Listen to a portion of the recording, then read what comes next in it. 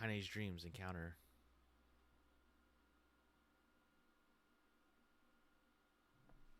Gently, weakly, softly.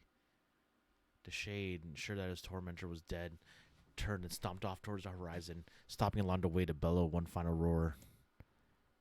Couldn't kill it. Shame beyond imagining, Kaine tried to turn her head to the side, but only succeeded in coughing up a huge gout of blood. It was getting difficult to see, and only after a moment of fierce concentration did she realize that her left eye was gone. Laughing to herself, she turned her remaining eye to the ruins of the home and noticed a ragged stump of arm resting a few feet away. Yeah, that's mine, she thought with a mad giggle. This is gonna make clapping a real bitch. Ha! A sudden voice from the depths of her mind. Finally gonna die, are ya? Well, you had it coming. Go to hell, Demo, she thought of the unseen assailant. Go to hell before I pluck out your eyes and feed them to a dog. The voice of her childhood terror evaporated into smoke, only to be replaced with another, more recent voice. Hold still, said the apothecary, materializing from the ruins like a ghost. I want to draw you. That way you could live forever. No, stop. Don't want to live forever. Want to die right here. I see, he said quietly. Well, if that's what you want. The special shopkeeper fluttered in and out of existence for a moment and produced a piece of paper and sketched quickly. After a few seconds, he turned the page to Kaine and smiled. Since you rejected my offer, I decided to draw someone else. It was a picture of her grandmother, real as life. Kaine opened her mouth to thank the man, but stopped as the picture began to blacken in the middle. Before she could say anything, dozens of multi-legged insects began to swarm across the image, tearing at her with sharpened pincers. Stop! No! Don't hurt that picture! Kaine reached out with her remaining arm and waved futilely in the air. To her surprise, the insects fell off the picture and onto the ground below, where they vanished into thick tendrils of smoke. Relieved, Kaine turned her good eye back to the picture, only for her mouth to open in a silent scream. The sketch now showed her grandmother as she truly was, a smashed, unrecognizable lump of nothing. The apothecary smiled and broke into a jolly dance. See that? He cried as he danced a jig. It's perfect now. She looks just like you. Ha-cha-cha-cha. I look like that? Oh, God. Oh, God, I'm gonna die. I'm gonna die. Drowning in despair, Kaine laid her head back into the mud and the smoke of her ruined house and waited for the end to come. But just before she let everything go, an unfamiliar voice began whispering in her ear. Ain't you a wish, sunshine? The voice was vulgar and fierce at the same time, as if insanity had somehow finally found a way to take form. Kaine wanted to scream as the voice crawled under her skin, but her lungs refused to work. You know, like a wish, like a prayer or something. Why don't you get on your knees and start praying to heaven? Please, invisible man in the sky, save me, save me. Kaine finally resorted to shouting at the voice in her mind. I don't make wishes. They don't come true for me. I'm a curse. A freak. I should be left to die. The other voice moved in her ears. Oh, God. You are the best. Kaine glanced down and saw a black, shiny substance oozing from her legs. She tried to brush it away, but her remaining arm would no longer respond. The substance slowly crept around her feet and began moving up toward the rest of her body. Is this death? Is this what it's like? Or is my mind just losing itself? She could feel the slime oozing upward, feel a hot, searing pain as it left in its wake. Whatever else might be happening, she was still alive, and this was real. Come on, said the voice. Let it go. Kaine tried to ignore the voice and concentrate on the pain, but the newcomer would not have none of it. Don't ignore me, sunshine. You're ready to give up, ready to die, so why not let me have it? Have what? Your body, come on, give it to me. Give it to me. I want to stand on the ground, feel the rain, taste the wind. The voice paused as if licking its lips. When it resumed, it was filled with mad, unabated joy. And I want to take your hands and use them to choke the goddamn life out of people. I want to tear out their throats and bathe in blood, just like before. In response, Kaine shifted her head and vomited. The warmth of it crept down her front and mingled with the pain of encroaching black ooze. Are you a shade? Yeah, maybe. What of it? The slime reached her face, crept past her nose, and slowly oozed into the socket of her missing eye. The moment touched her brain, Kaine was struck with the most powerful sensation she had ever felt in her life. It was ecstasy. She wanted to scream with delight, but all she could manage was a small whispered moan. "Feels good, doesn't it?" said the voice with a chuckle. "Yeah, what can I say?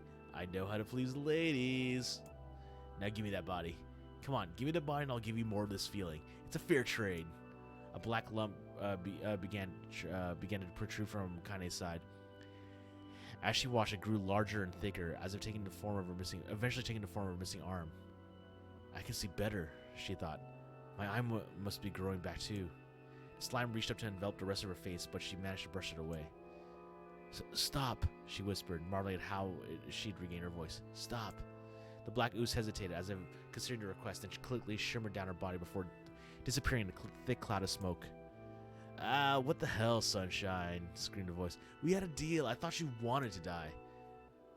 Grandma said, "Can't die yet." The brief image of her grandmother, bloodied and broken, flashed before her eyes. She saw the shade that had killed her and heard his mocking laughter, then closed her eyes and forced the image from her mind. Her whole body was quaking with rage. When she opened her eyes again, they turned bright red. "That thing took away my grandmother. I have to kill it before I die."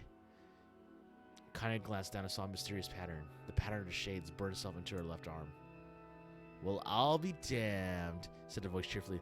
"Look at that, Sunshine. I think you and me are going to be good friends now." Kaine stared intently at her arm. The more emotional she felt, the more the letters seemed ready to puncture her skin and began infecting the rest of her body. The arm clearly had a will of its own now. "Stop. Gotta stop." Holding her left arm in her right, Kaine took a deep breath and tried to calm herself. "Come on, don't fight it," pleaded her voice. "Hate's my favorite dish and I'm hungry. Let it all go. Feel the anger. Burn with the fire of revenge. Thirst for blood. Then go out there and shut up, and get the hell out of my body." "Your body? Oh, that's rich, Sunshine. Real rich. Look, why don't you just step up and die so I can have this body all to myself? What do you say? I bet those buddies of yours in the area would love to see you dead." Kaine grabbed a nearby shard glass and tried to saw off the shade-infected portion of her side. Before she could, her darkened left arm grabbed her right wrist, crushing it. Kaine screamed and dropped the shard as the sound of bone crunching on bone filled the air. "Stupid idiot girl. You're possessed now, Sunshine. There ain't no going back." The voice laughed again, a long wail that seemed to go on without end. "Possessed?" whispered Kaine. "Yeah, possessed. You and me, we got what you might call a timeshare arrangement. Remember how folks used to think you were a freak? Well, wait till they get a load of you now." Kaine looked up, tears in her eyes. The sky seemed smaller somehow, darker.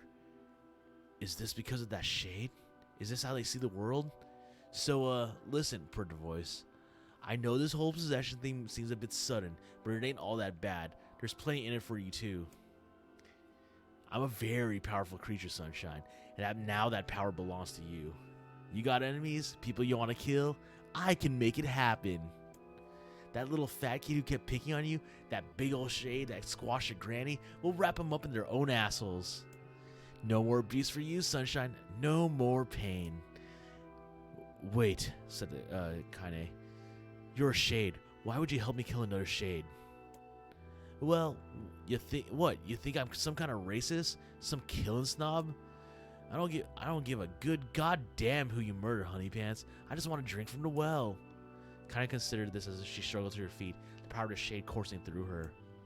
The smoke from her house was drifting away with the wind, and she enjoyed the way the cool evening breeze now felt on her now left arm.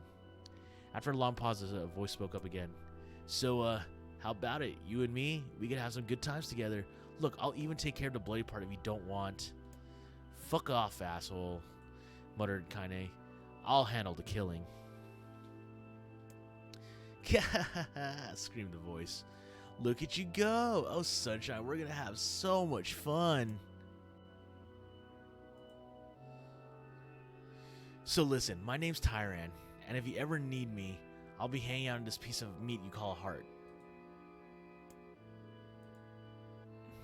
Now get to it. The more you kill, the more your heart turns rotten and sour, and I like rotten and sour." Kaine found herself nodding to voice. Yeah, she said. Yeah, I think this could work. I'm gonna find that shade and I'm gonna strangle it with his own guts. And then when I'm done, I'm gonna do the same to you, Tyran. Count on it. Ha! Laughed Tyran. I'm shit bigger than you, so good luck with that. Oh, and hey, one more thing. Right now, you and me are sharing this body. But if you ever run out of hate, if you ever, go soft, then I'm gonna take over everything. So keep on killing, sunshine. And watch your back. The voice grew fainter and gradually faded away. Faded into somewhere deep within Kaine herself. Kaine waited until she was sure the voice was gone, then waved her new left arm around a few times. Feels perfectly normal, she thought. Feels like mine. Just like she began poking and prodding the new limb, determined to find something wrong with it. She didn't want it to feel normal. That would mean the creature inside her had already won. I'm not a shade. I'm Kaine. Repeating this mantra in her mind, she slowly began digging through the rubble of her house, being careful to ignore a certain red stain spot in the corner. Finally, after what seemed like an eternity of heartbreaking work, she found what she was looking for. It was a wreath of lunar tears. Though it had been through hell and back, the garland's petals were as bright as ever. Kaine started to place it in her hair, then slowly lowered her wreath and stared at it. I'm sorry, Grandma. I'm so sorry. I don't deserve to wear this anymore. I possess, corrupted, a freak, and this time I don't think there's any going back. Holding the flowers to her heart, Kaine fell to the ground and sobbed. As night gradually lightened into dawn and people of the area arose to their daily lives, she remained in that position, as if tears could somehow wash away the horror that now infected her world. Alive! Stay alive! Stay alive! Grandma.